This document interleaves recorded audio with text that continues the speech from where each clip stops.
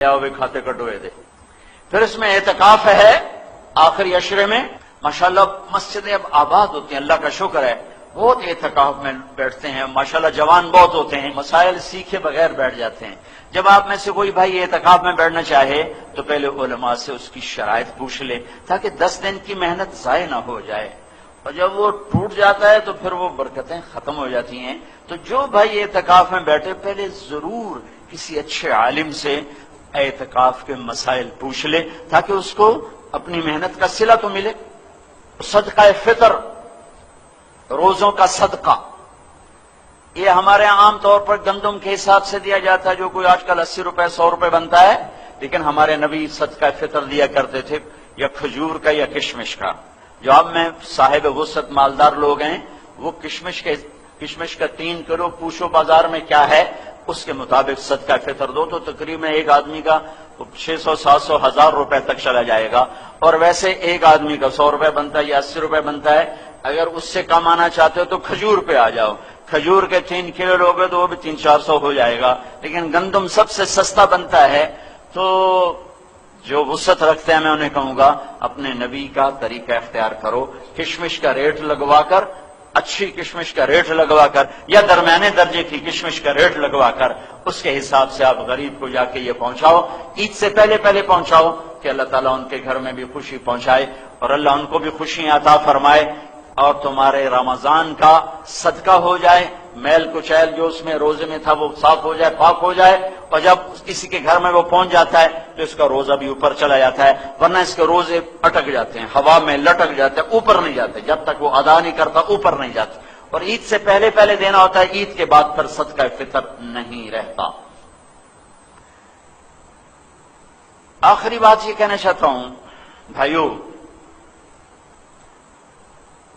رمضان ہمدردی کا مہینہ، شہر المواسات، یہ ہمدردی کا مہینہ ہے. لیکن ہمارے تاجر بھی کمائی کے لیے چھرے ہاتھ میں پکڑ لیتے ہیں اور اتنے ریٹ بڑھا دیتے ہیں. میں درد سے کہہ رہا ہوں کہ رمضان میں آخرت بناؤ، کتنے پیسے بنا لو، لیکن چیزوں کے ریٹ دگنے تگنے 5 گنا 10 گنا. یہ ظلم نہ کرو، یہ ظلم نہ کرو، یہ ظلم نہ کرو. تم تاجر، دکاندار، کپڑے والے، جوتے والے، کھانے والے، مٹھائیوں والے، پکوڑوں والے، سموسوں والے، فروٹوں والے، سارا سال کماؤ، 1 مہینہ ریٹ نیچے لے آؤ تاکہ تمہارا کھاتا آگے جمع ہو، آگے جمع ہو، آگے جمع ہو. یہ سخاوت کا مہینہ ہے، یہ مال کا مہینہ بنانے کا نہیں، ذخیرہ اندوزی کا نہیں، سخاوت کا مہینہ ہے. لوگوں کو روزے افطار کرواؤ. حرمین میں بڑا ایمان تازہ ہوتا ہے دیکھ کر. تو حرمین میں دسترخوان بچھے ہوئے اور آپس میں مقابلے لگے ہوئے ہیں، ایک دوسرے کو پکڑ کے لا رہا، میرے دسترخوان پر، کہتا آپ میرے دسترخوان پر آئیں. وہاں چھینا جھپٹی لگی ہوتی ہے اور بڑے بڑے شیوخ، بڑے بڑے سردار عرب خود وہاں قہوہ تقسیم کر رہے ہوتے ہیں، ساتھ ان کے نوکر ہوتے ہیں. میں منظر بھول نہیں سکتا، بہت با اثر آدمی مدینہ منورہ کے. تو ان کے خادم بھی بھاگ رہے تھے پکڑنے کے لیے اور وہ خود بھی بھاگ رہے تھے. ہم داخل ہوئے، وہ کسی اور کی طرف بھاگے تو انہوں نے اپنے خادموں کو اشارہ کیا، ان کو پکڑو، ان کو پکڑو، یہ جانے نہ پائیں. یہ مہینہ تو سخاوت کا مہینہ ہے. ہم عرب کی سخاوت کو نہیں پہنچ سکتے، کوئی شک نہیں. اجمی بخیل ہوتے ہیں، عرب سخی ہوتے ہیں. حاتم تائی سے کسی نے پوچھا تھا، وہ اپنے سے بڑا سخی بھی دیکھا؟ کہنے لگے ہاں، عرب کا ہر بدو مجھ سے بڑا سخی ہے، میں تو بادشاہی کی وجہ سے مشہور ہو گیا. پھر واقعہ سنایا. کہنے کا میں گیا، سفر میں تھا تو ایک نوجوان بدو کے ہاں رات ٹھہرے تو اس نے بکرا ذبح کر کے سامنے رکھا. تو عربوں میں نا یہ کھوپڑی ساتھ ہوتی ہے بھنی ہوئی اور اس کا بھیجا بڑے شوق سے کھاتے ہیں. تو کہنے لگے میں نے جو مغز کھول کے کھایا تو میں نے کہا یار مغز بڑا مزیدار ہے. تو نوجوان اٹھا اور آ کے سریاں کاٹ کاٹ کے مغز نکال کے کھلاتا رہا، پکا کے کھلاتا رہا۔ جب میں صبح اٹھا تو میں نے دیکھا اس نے 100 بکریاں ذبح کر کے صرف ان کی سریاں کاٹ کے بھون کے ہمیں کھلا دی تھی۔ اور میں نے اس سے کہا، اے نوجوان تیری جائیداد کیا ہے؟ کہ یہی جو پڑی ہو جو دیکھ رہے ہو 100 بکری، کہ یہی میری جائیداد تھی۔ ارے تو نے اپنے لیے کچھ بھی نہ چھوڑا؟ کہ مہمان کو خوش کرنا ہمارا شیوا ہے۔ تم کیسے بیٹھے مسلمان ہو کہ ہر تاجر چھرا لے کے بیٹھا ہوا ہے؟ کیا کپڑے والے، کیا کھانے کی چیزوں والے، ہر کے ہاتھ میں توری دھار کا خنجر ذبح کرنے پہ لگا ہوا ہے۔ میں اس دیس کا باشندہ ہوں، میرے ماں باپ کی قبریں اس دیس میں ہیں، اور اسلام کے نام پہ 2 ریاستیں 14 صدی میں بنی ہیں، ایک مدینہ کی ریاست، ایک پاکستان کی ریاست، اور 27 رمضان کو اللہ نے اسے وجود بخشا۔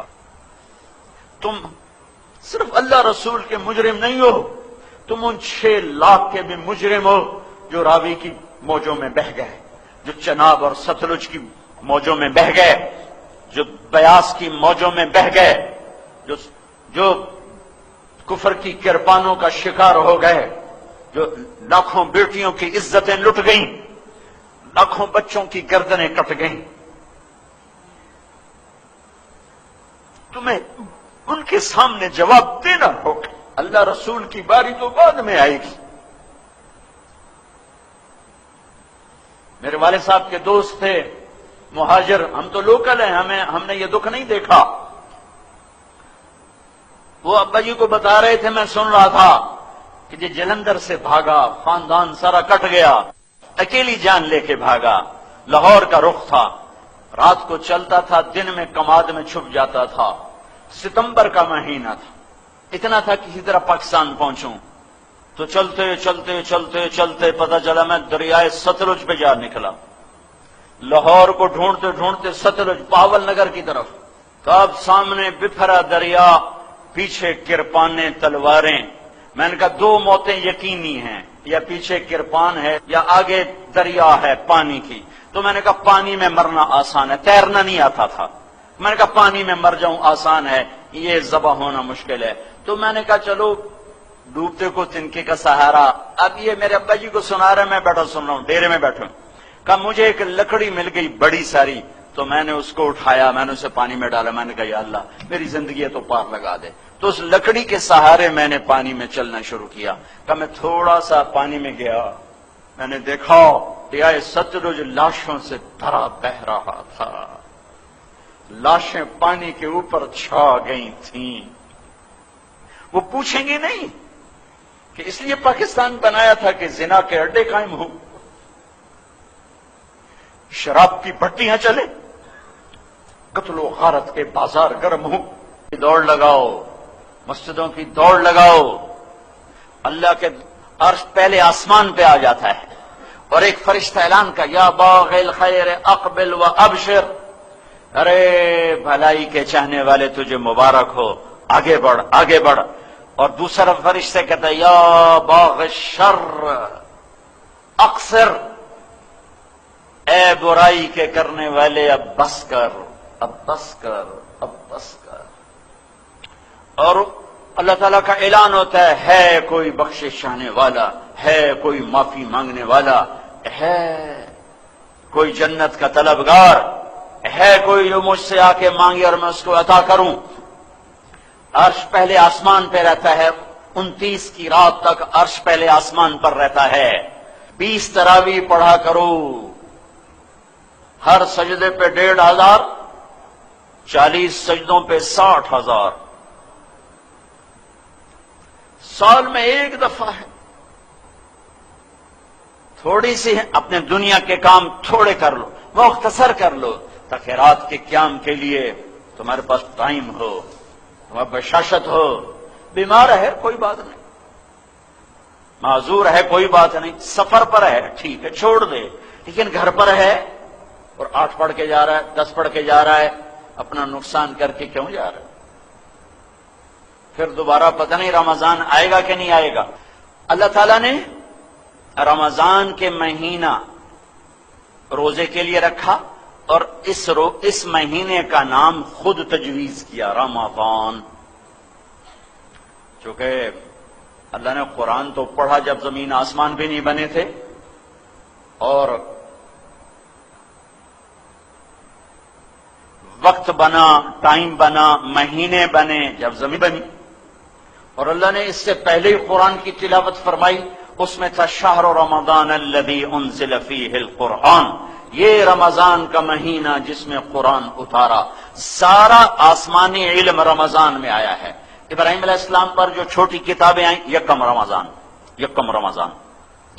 موسیٰ علیہ السلام پہ تورات آئی 2 رمضان، داؤد علیہ السلام پہ زبور آئی 6 رمضان، عیسیٰ علیہ السلام پہ انجیل آئی 18 یا 12 رمضان، ہمارے نبی پر قرآن اترا 21 رمضان۔ سارا علم رمضان میں آیا ہے، رمضان میں آیا ہے۔ غزوہ بدر ہوا رمضان، فتح مکہ ہوا رمضان۔ رمضان کا نام رمضان کیوں رکھا؟ روزے اور لفظ رمضان میں مناسبت کیا ہے؟ رمضان کا مطلب ہے جل جانا، جل جانا، صلاۃ الاوابین حین ترمض الفصال، حدیث شریف میں ہے۔ تو جلنا، جلنے کا کیا مطلب ہے؟ اس میں جلنے کا کیا مطلب ہے کہ جب کوئی مرد عورت روزہ رکھتا ہے تو اللہ اس کے پچھلے 330 دن کے گناہ اٹھاتا ہے اور اس کی بھوک اور پیاس کی بھٹی میں ڈال کے جلا دیتا ہے۔ بھوک بھی ایک آ گئے، پیاس بھی ایک آ گئے۔ پھر اگلا روزہ رکھتا ہے تو بھوک اور پیاس کی بھٹی گرم ہوتی ہے، کچھ گناہ اس میں ڈال کے جلا دیتا ہے۔ آخری رات پچھلے 330 دن کے سارے گناہ کاغذ کی طرح اللہ جلا کے ختم کر دیتا ہے اور اسے یوں باہر نکالتا ہے جیسے آگ میں سے سونا کندن بن کے نکلتا ہے اور خالص بن کے نکلتا ہے، اور اس کے جسم پر ایک ذرے کے برابر گناہ باقی نہیں رہتا، سارے گناہوں سے دھو دیتا ہے۔ اور عید کی نماز پر اللہ اعلان کرتا، او مانگو، دنیا مانگو گے جو مناسب ہوگا وہ دوں گا، آخرت جو مانگو گے جتنی مانگو گے اتنی دوں گا، وہی دوں گا جو مانگو گے وہ دوں گا۔ رمضان جل جانا، کیا جلتا ہے بے رمضان میں؟ اس میں روزے رکھنے والے کے گناہ جلتے ہیں، اور آخری رات سارے گناہ جل کے راکھ بن کے ہوا میں اڑ بکھر جاتے ہیں، اور یہ ایسے ہو جاتا ہے جیسے آج ماں کے پیٹ سے نکلا ہو۔ اس لیے علماء کہتے ہیں رمضان کے بعد کی موت بڑی مبارک موت ہے کہ ابھی گناہوں کا کھاتا کھلا نہیں اور ہو گیا، اور جو رمضان میں مرا اس کا کوئی حساب نہیں، جو جمعے کی رات مرا اس کا کوئی حساب نہیں۔ اب یہ تو اللہ ہی نصیب کرتا ہے، تو رمضان کی موت دن میں مرے، رات میں مرے، دوپہر میں مرے، شام میں مرے، قبر کا حساب کوئی نہیں۔ اور جب ایک دفعہ حساب نہیں لے گا اللہ تو پھر عید کے بعد تھوڑا ہی کھاتے کھولے گا، دوڑ لگاؤ، مسجدوں کی دوڑ لگاؤ۔ اللہ کے عرش پہلے آسمان پہ آ جاتا ہے اور ایک فرشتہ اعلان کا، یا باغ الخیر اقبل و ابشر، ارے بھلائی کے چاہنے والے تجھے مبارک ہو، آگے بڑھ آگے بڑھ۔ اور دوسرا فرشتہ کہتا ہے، یا باغ الشر اقصر، اے برائی کے کرنے والے اب بس کر، اب بس کر، اب بس کر۔ اور اللہ تعالیٰ کا اعلان ہوتا ہے کوئی بخشش چاہنے والا، ہے کوئی معافی مانگنے والا، ہے کوئی جنت کا طلبگار، ہے کوئی جو مجھ سے آ کے مانگے اور میں اس کو عطا کروں۔ عرش پہلے آسمان پہ رہتا ہے، 29 کی رات تک عرش پہلے آسمان پر رہتا ہے۔